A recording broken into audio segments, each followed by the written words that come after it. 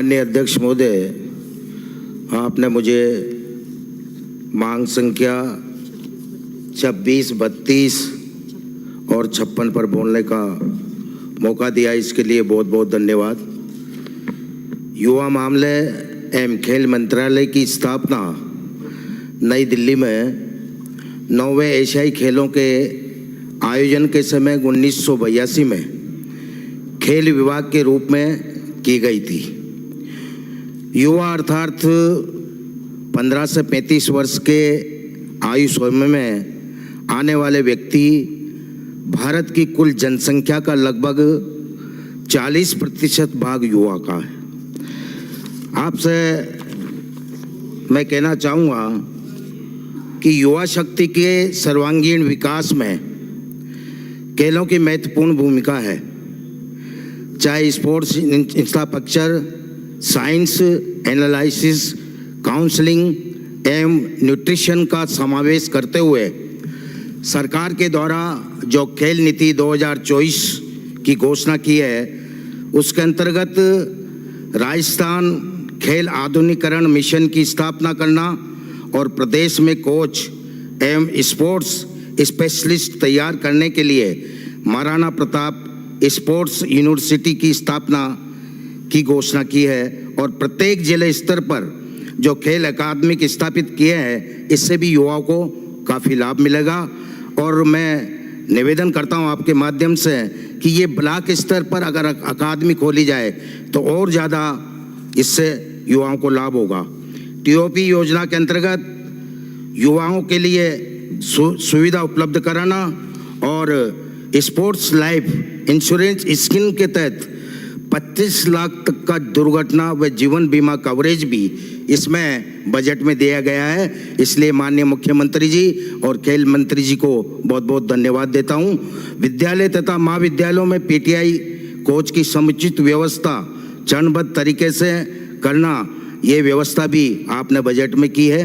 और ग्राम पंचायत स्तर पर खेल मैदान बनाए जाएंगे, जिसमें खेल इंडिया की तर्ज पर प्रदेश में भी ब्लॉक, जिला एवं राज्य स्तर पर प्रतिवर्ष खेलो राजस्थान का आयोजित किया जाएगा, जिससे युवाओं को खेलों में विशेष लाभ मिलेगा।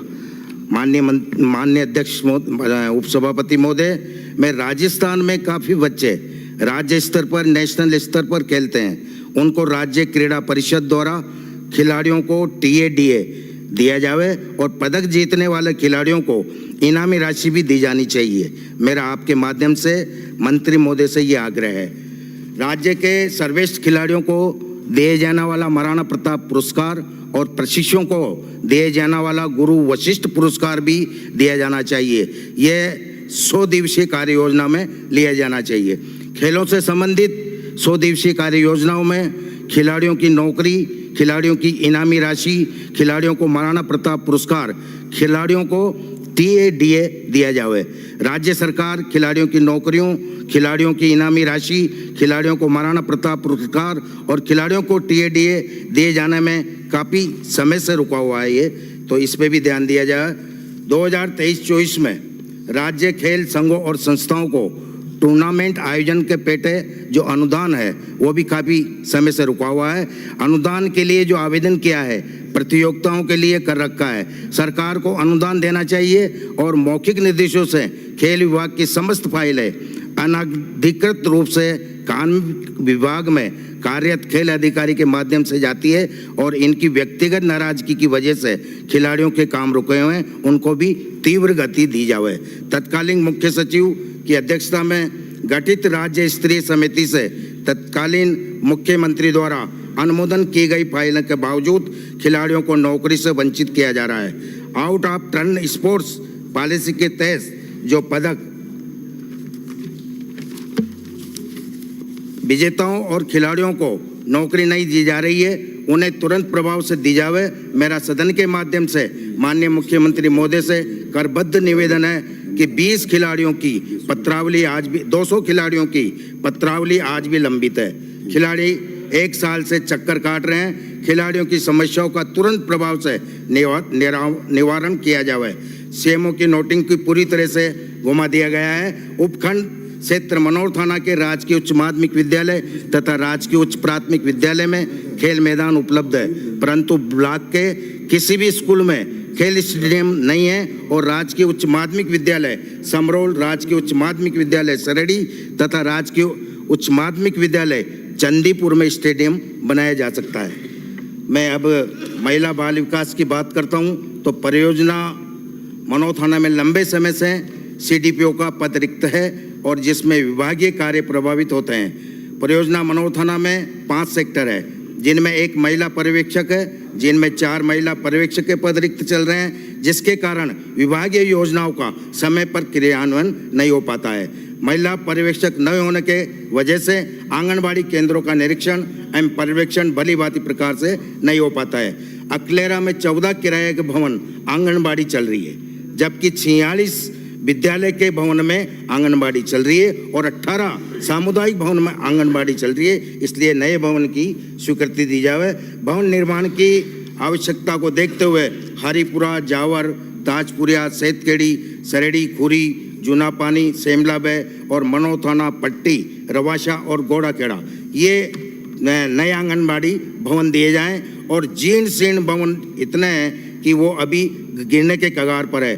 पाटल्या लोडान, बांसखेड़ी लोडान, पचोला, बासोदिया, बोरखेड़ी लोडान, काजलिया, पथरिया, घाटोली, सरडा, बावड़ी खेड़ा, बेलोनिया भवनों में आंगनबाड़ी चल रही है। उनको नवीन भवन बनाकर चलवाया जाए, कभी भी हादसा हो सकता है। बाल विकास परियोजना कार्यालय संचालित हेतु भवन की आवश्यकता है। पौष्टिक भोजन में क्वालिटी और क्वांटिटी की मात्रा बढ़ाई जाए। गर्भवती व दात्री महिलाओं को उच्च क्वालिटी का भोजन दिया जाए। अधिकारियों कर्मचारियों के रिक्त पदों को भरा जाए जो लंबे समय से रिक्त चल रहे हैं। उप निदेशक का पद काफी समय से रिक्त चल रहा है और कार्यकर्ता व सहायिका के पद स्वीकृत हैं, उनमें से 39 पद रिक्त चल रहे हैं। माननीय अध्यक्ष महोदय, वर्तमान में आबादी बढ़ने के कारण नगरपालिका अकलेरा में 20 नए वो ग्रामीण क्षेत्र में 50 केंद्र खोले जाने की आवश्यकता है। आंगनबाड़ी मामाइशों के भरोसे ही ये केंद्र चल रहे हैं। सरकार उद्योगों की जहाँ तक बात है तो सरकार में कच्चे धागे की मिल कोटड़ा जागीर अकलेरा जो कि लंबे समय से बंद पड़ी है, जिसको सरकार तुरंत प्रभाव से चालू करवाए ताकि ग्रामीण क्षेत्र के बेरोजगारों को काफ़ी रोजगार उपलब्ध हो सकेगा तथा उद्योग स्थापित होने से लोगों को बाहर नहीं जाना पड़ेगा। पलायन रुकेगा। उपखंड क्षेत्र मनोर थाना में रिको नहीं है तथा कहीं पर भी किसी भी प्रकार के उद्योग नहीं चल रहे हैं। उपखंड क्षेत्र मनोर थाना के ग्राम लाडपुरा, बलराम, पटवार, हल्का, कोलूखड़ी, माल्यान के आराजी कसरा संख्या 305, रकबा 13.7917 हेक्टर किस्म चरागा तथा कसरा संख्या 307, रकबा 3.1565 किस्म चरागा कुल किता तूकी 16.9482 हेक्टर में नया रिको क्षेत्र स्थापित किया जा सकता है। पहले भी पूर्ववर्ती सरकार ने रिको द्वारा वहाँ घोषणा की गई थी, लेकिन आज तक उस जमीन आवंटन नहीं हुई है। तो मेरे मनोर थाना क्षेत्र में लोग पलायन करते हैं। माननीय सभापति महोदय, आपको भी मालूम है आपके क्षेत्र में मेरे मनोर थाना क्षेत्र के कितने मजदूर आपके क्षेत्र में आते हैं और वो वर्षा पर निर्भर होने के कारण मेरी मनोर थाना विधानसभा क्षेत्र में 65 ग्राम पंचायतों में से 40 ग्राम पंचायतें पठारी क्षेत्र पर है। तो वो वर्षा पर निर्भर है, नहीं तो सिंचाई के साधन न होने के कारण, वहाँ पानी की कमी होने के कारण उनको बाहर पलायन करना पड़ता है। अगर छोटे मोटे उद्योग स्थापित हो जाए और क्षेत्र में रिको द्वारा कुटीर उद्योगों और बड़े उद्योगों की स्थापना की जाए तो वहाँ पलायन रुक सकता है। मेरे विधानसभा क्षेत्र की मेन समस्या पलायन है और पलायन वहाँ का मुख्य उद्देश्य ये है कि पलायन अगर गुजारेगा तो उस क्षेत्र का विकास हो जाएगा। तो मैं माननीय सभापति महोदय आपसे यही निवेदन करता हूँ कि आप अपने माध्यम से मंत्री महोदय को कहना चाहूँगा कि वहाँ उद्योग स्थापित किया है जिससे पलायन रुक सके। जय हिंद, जय भारत, जय जय राजस्थान। बहुत बहुत धन्यवाद श्री रोहित।